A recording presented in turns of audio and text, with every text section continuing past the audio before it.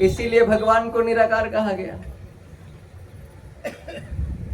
उस ज्ञान को ही, उस अच्छाई के भंडार को ही हम परमात्मा कहते हैं। ऐसे मान लो वो कण कण में है, वो कहां नहीं है, हर जगह है।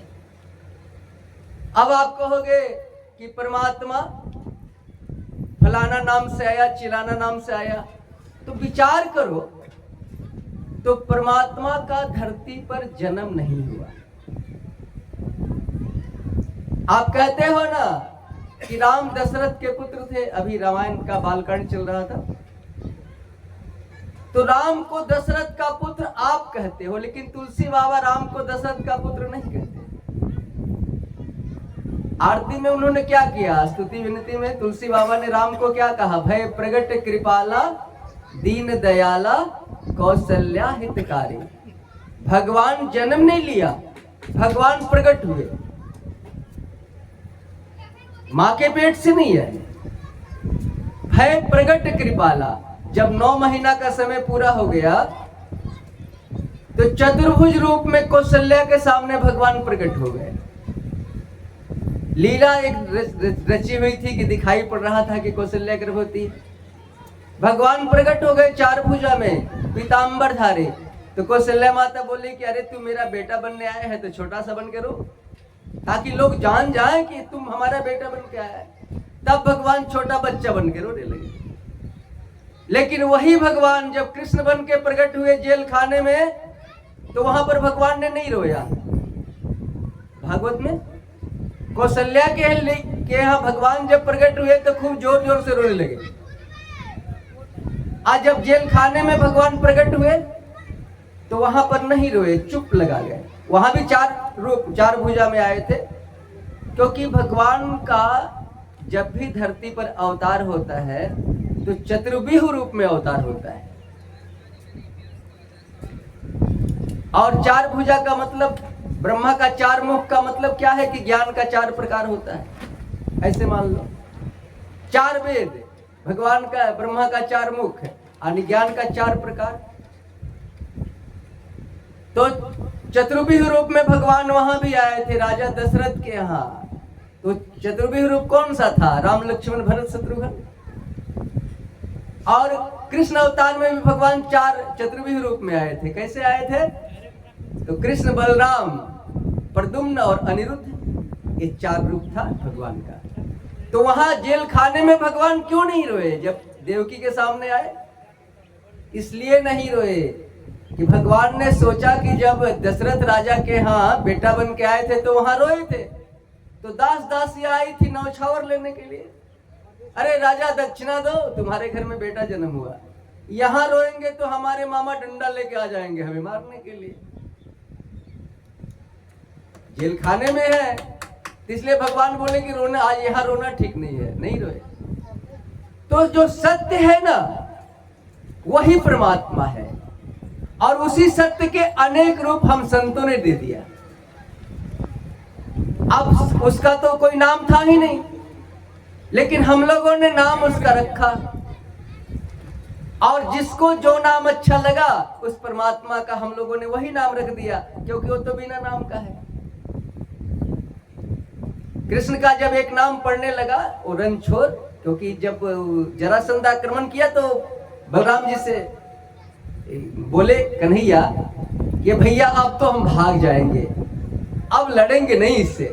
वो 18वां बार जब आक्रमण किया था जरासंध मथुरा पर, तो बलराम बोले क्या बोला, भागेगा, जरासंध से भागेगा, दुनिया तुझे क्या कहेगी, बोल।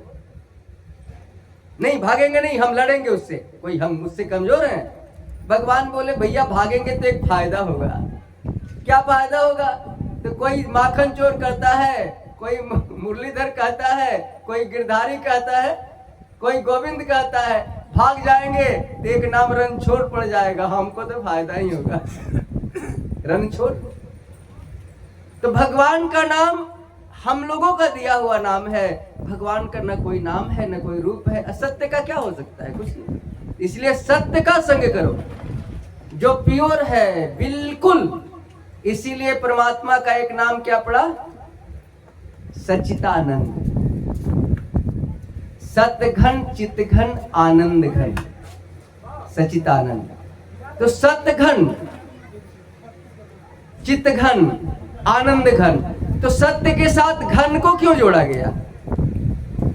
भगवान का नाम सत्य घन, चित्त घन, आनंद घन। तो सत्य के साथ घन इसलिए जोड़ा गया कि आप लोग घन देखे होंगे कभी कभी, यहाँ बूढ़े लोग जो होंगे, वो एक मोटा हथौड़ा होता था वो लोहार के यहाँ, उससे बड़े बड़े लोहा को भी तोड़ देता था, लेकिन उस हथौड़े का कुछ नहीं बिगड़ता था, इसलिए कि वो हथौड़ा बिल्कुल प्योर और शुद्ध इस्पात होता था, उसमें जरा से भी गड़बड़ी मिलावट नहीं होती थी। तो भगवान को सतघन कहा गया इसलिए कि सत्य में भी जरा सी मिलावट नहीं है। हम सत्य स्वरूप है, भगवान यदि सत्य स्वरूप है तो हम भी तो सत्य स्वरूप हैं। आप कहोगे हम सत्य स्वरूप कैसे हैं, जरा बताओ। तो यदि हम सत्य स्वरूप नहीं होते तो कोई मरना चाहता है कि हम मर जाए? यहां जितने लोग बैठे हैं कोई चाहता है कि हम मर जाए? इसलिए नहीं चाहता है कि हम ईश्वर के बेटा हैं और हम भी सत्य स्वरूप हैं।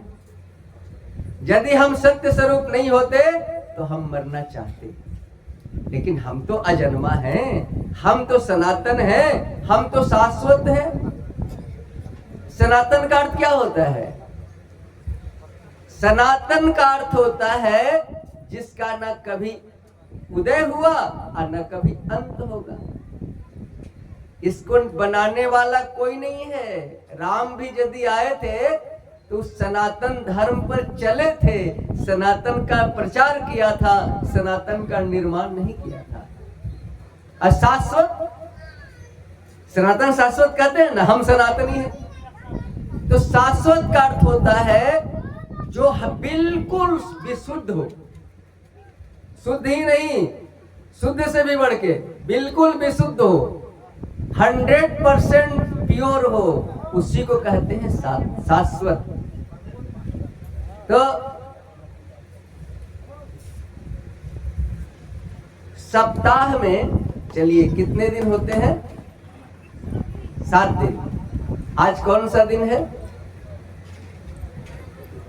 रविवार।